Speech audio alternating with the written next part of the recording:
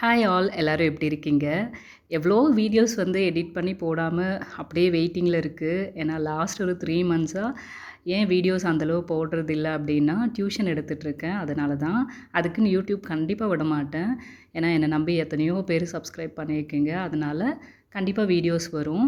இன்றைக்கி வந்துட்டு என்ன வீடியோன்னு பார்த்தீங்கன்னா, ரம்ஜான் ஸ்பெஷலாக நம்மளுக்கு வந்து ஒரு சில ஃப்ரெண்ட்ஸ் பிரியாணி ஷேர் பண்ணியிருக்காங்க.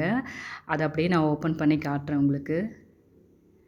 இதெல்லாம் உண்மையாகவே எனக்கு வந்து ரொம்ப ஸ்பெஷலான விஷயம் தான். ஏன்னா எப்போவுமே விஷு, ஓணம் டைமில் நான் தான் வீட்டில் வந்து ஃபுட் ப்ரிப்பேர் பண்ணி நிறைய ஃப்ரெண்ட்ஸ்க்கு வந்து ஷேர் பண்ணுவேன்.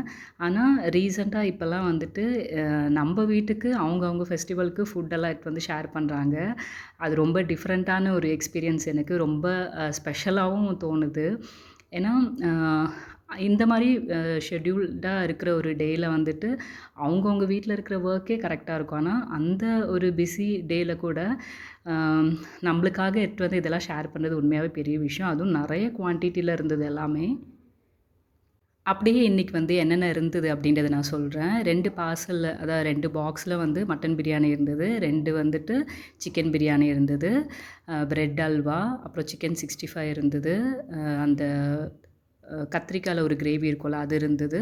தயிர் பச்சடி இருந்தது. 65 நிறையவே இருந்தது. அப்போ பார்சல் எடுத்துட்டு வந்து உடனே கொஞ்ச நேரத்துலேயே அதெல்லாம் சாப்பிட்டுட்டான்.